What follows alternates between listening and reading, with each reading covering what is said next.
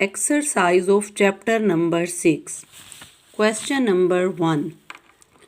Fill in the blanks. Number 1. A bacterial arrangement in packets of 8 cells is described as dash. Answer is Sarcina. Number 2.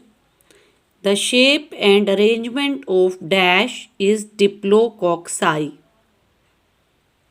Answer is pair of cocci.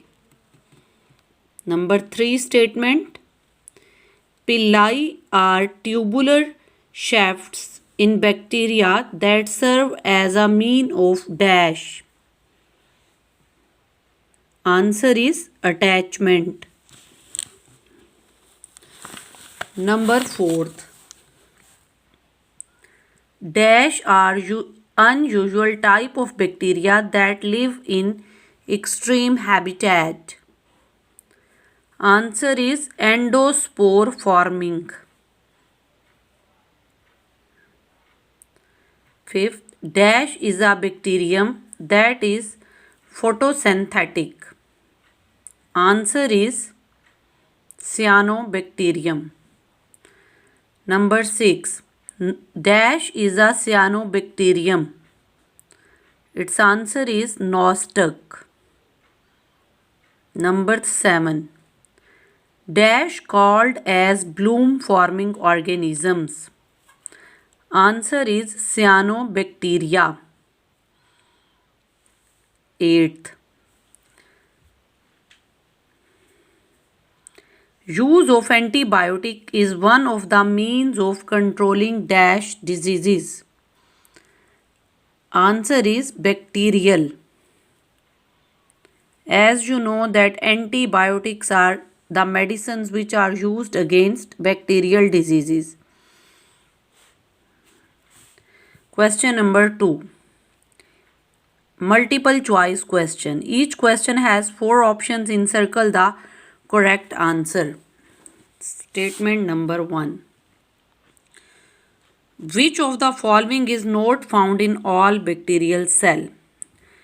4 options are given and the correct option is option number D, capsule. Statement number 2. The major locomotory structure in bacteria are 4 options are given and in bacteria locomotory organ is flagella. Option number A is correct.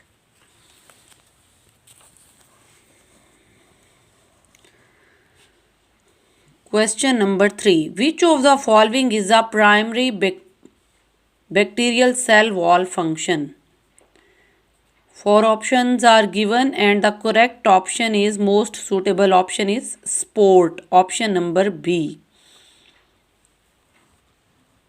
4th question is which of the following is present in both gram positive and gram negative cell wall? And the correct option is option number B, peptidoglycan. 5th. Mesosomes are internal extension of the correct option is B, cell membrane of bacteria. Question number 6. Bacterial endospore function in. Here 4 options are given and suitable option is C, survival. Next short question. Number 1 is short question number 1. Name journal characteristics that could be used to define the prokaryotes. Its answer is given in your book page number 83. Page number 83 पे answer given है, lecture में बता भी दिया है तो वहाँ से चेक कर लें. Question number B. Do any other microbial group besides bacteria have prokaryotic cells? Yes, cyanobacteria and nostoc. जैसा आपको पता है स्टूडेंट्स के किंगडम प्रोकैरियोट्स में दो टाइप्स के ऑर्गेनिजम्स हैं, एक बैक्टीरिया और एक सियानोबैक्टीरिया एंड नॉस्टिक। तो correct answer is सियानोबैक्टीरिया and gnostic. Question number C. In what habitat are bacteria found? Give some general means by which bacteria derive nutrients. Its answer is given on page number 84 and 89 of your textbook. D. List functions that the cell membrane performs in bacteria. Answer is given on page number 88 textbook. Next question is, what are the mesosomes and some of their possible functions? Answer is given on page number 89 of your textbook. What is unique about the structure of bacterial ribosomes? So, bacterial ribosomes are usually 70S. S stands for Swedberg unit and it is the rate of sedimentation. Next, draw the three bacterial shapes. So its answer is given on page number 85 and 86. Bacteria are usually of three shapes. They are usually spherical cocci, elongated bacillus or bacilli, and spiral shaped bacteria, usually spirochetes and other. So answer is given on page number 85 and 86. Next question. Name a bacterium that has no cell wall. Its answer is mycoplasmas are the only group of bacteria that lack true cell wall. Next question number 6. A gram stain discharge from a cocci which are in regular grape-like structures. What is the most likely genus of this bacterium? So these are cocci and irregular, so its name is Staphylococcus because they are spherical bacteria belongs to cocci, क्योंकि गोल हैं cocci कहलाएंगे, और irregular shape है grape like है, तो इसका नाम होगा staphylococcus. Next question. Draw an outline and label streptobacillus. ये डायग्राम मैंने नीचे बना दी है. स्टेप्टो मीन स्ट्रिप की तरह एक लाइन में, और बेसिलस बैक्टीरिया जो हैं ये क्योंकि इलोंगेटेड हैं तो ये स्टेप्टोबेसिलाई के नीचे डायग्राम मैंने बना दी है. इलोंगेटेड हैं और एक लाइन में हैं. डिप्लोकॉक्साई, कॉक्साई जो हैं ये राउंडेड होते हैं, स्फेरिकल हैं, और डाई मीन टू, तो ये कॉक्साई इन पेयर, ये जैसा आपको नज़र आ रहा है डायग्राम में, तो ये दो कॉक्साई को डिप्लोकॉक्साई कहेंगे. और नेक्स्ट है स्टेफलोकोक्साई. स्टेफलो मीन के इरेगुलर, बगैर किसी तरतीब के, और कॉक्साई मीन राउंडेड, जैसे अंगूर का गुच्छा होता है, ये वैसे ड्रॉ किया हुआ है, ये आपको नज़र भी आ रहा है, ये देखें, इस तरह से पेपर में बना लेना है. Next question is, you observe a culture of predominantly rounded presumably spherical bacteria that, though apparently fully divided, nevertheless have failed to separate, thus resulting in long chain of cells. What generally might you call such an arrangement? Because they are rounded and क्योंकि ये rounded हैं और long chain of cell है, तो इसका नाम होगा स्टेप्टोकॉक्साई. Strepto mean strip like, यानी एक पट्टी की तरह, एक चेन की तरह, तो लंबी जो चेन होगी उसको स्टेप्टोकॉक्साई बोलेंगे. ये आंसर हो गए. Next question is,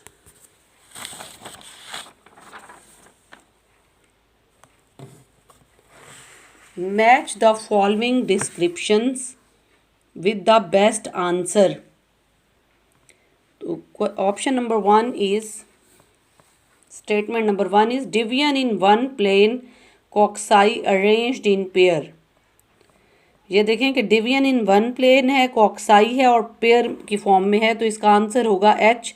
H option को अगर आप देखें तो ये क्या है, डिप्लोकोकस. डाई मीन दो और कोकस मीन कॉक्साई बैक्टीरिया राउंडेड हैं तो ये पेयर की फॉर्म में होंगे। ऑप्शन नंबर ए के साथ जो बेस्ट ऑप्शन मैच कर रही है वो एच वाली है, यानी एच में कौन सी है, डिप्लोकोकस। नेक्स्ट बी में देखें, division in one plane cocci arranged in chain. Chain वाली जो है वो क्या होती है, वो होती है स्ट्रेप्टोकोकस। तो इसकी अरेंजमेंट एफ में देखें, एफ देखें स्ट्रेप्टोकोकस, ये बेस्ट ऑप्शन है क्योंकि strip like. Next C option क्या है, division in two plane cocci arranged in square of four. Four जो है वो टेट्राड होता है, तो इसको आई में चेक करें। आई में ऑप्शन है टेट्राड, ये इसकी करेक्ट ऑप्शन है। Next D option, division in one plane rods completely separate after division. Rod shape है तो ये A option bacillus, rod shape bacteria elongated, A option में बेसिलस मौजूद है। नेक्स्ट ई ऑप्शन है, division in one plane rods arrange in chain. Rods हैं तो bacillus होगा और चेन की फॉर्म में है तो ये स्ट्रेप्टोबेसिलस होगा। बी ऑप्शन देखिए, स्ट्रेप्टोबेसिलस, ये बी ऑप्शन। स्ट्रिप की तरह है, रॉड्स की तरह है। Next a comma shaped bacterium, तो ये कॉमा शेप आपको पता है कि विब्रियो को बोलते हैं। ई ऑप्शन में देखिए, ई में विब्रियो जो है ये गिवन है तो इसका best option E option vibrio match करेगा। Next G, a thin flexible spirillum, a thin flexible spiral, ये सी ऑप्शन होगी, ये है स्पाइरोकीट या चीट, ये मैच करेगा। नेक्स्ट है अ थिक रिजिड स्पाइरल, ये डी ऑप्शन में देखें, ये है स्पाइरेलम को बोलते हैं, तो ये इसकी करेक्ट ऑप्शन है, कॉलम मैचिंग। ये बहुत इंपॉर्टेंट क्वेश्चन है और ये एमसीक्यूज में भी ऑप्शंस करके आ सकता है। पेज नंबर है 98 of your text book. Next, extensive question means long questions. These are very important. Question number 1. Describe in detail the structure of bacterial cell wall, emphasizing on gram-positive and gram-negative properties. So, its answer is given on page number 87 of your textbook. Question number 2. Write an account of different methods used for controlling microbes. Answer is given on page number 92, जिसमें हमने physical method use किया है, chemical method use किया है, use of vaccination and immunization, जो कि सारा previous lecture में आपको बता दिया है, पढ़ा दिया है, वो लिखना है इसमें। क्वेश्चन नंबर 3 है, discuss the role of antibiotics and immunization in controlling bacterial disease, what problems can arise due to misuse of antibiotics. तो इसका आंसर पेज नंबर 93 और 94 पे आपकी टेक्स्ट बुक पे गिवन है। Describe general characteristics of cyanobacteria with special references on nostoc, तो ये answer given है पेज नंबर 95 और 96 पे। Question number 5, write notes on Koch postulates, page number 83 पे गिवन है। B option, shape of bacteria 84, 85, 86 पे मौजूद है आंसर, वहाँ से चेक कर लें, पढ़ा दिया आपको। और सी ऑप्शन है फ्लैजेला एंड पिलाई, पेज नंबर 86, 87 पे मौजूद है। और डी जो है ये ग्रोथ इन बैक्टीरिया जो है ये पेज नंबर 90 और 91 पे मौजूद है। इस तरह से ये चैप्टर नंबर 6 आपका कंप्लीट हो गया है, इसको चेक कर लें। ये कुछ मैं इंपॉर्टेंट क्वेश्चंस एमसीक्यूज दिखा रही हूँ, इसका स्क्रीनशॉट लेना है तो वो ले लें, ये इंपॉर्टेंट क्वेश्चंस हैं कुछ।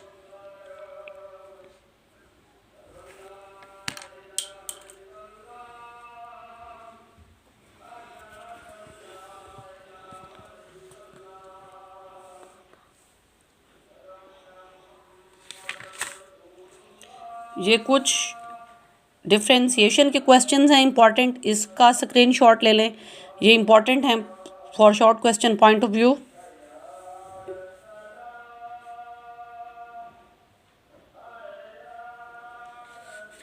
ये क्वेश्चन बहुत इंपॉर्टेंट है, difference between slime and capsule, इसका स्क्रीनशॉट ले लें, ये इंपॉर्टेंट हैं questions. Gram positive and gram negative cell wall,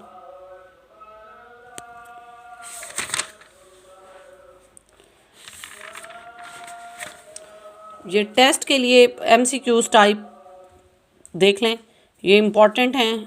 ये क्वेश्चंस, शॉर्ट क्वेश्चंस के MCQs and short questions, these are very important questions from chapter number 6। Screenshot ले लें और इसको घर में प्रैक्टिस करें, ये चीज़ें बहुत इम्पॉर्टेंट हैं।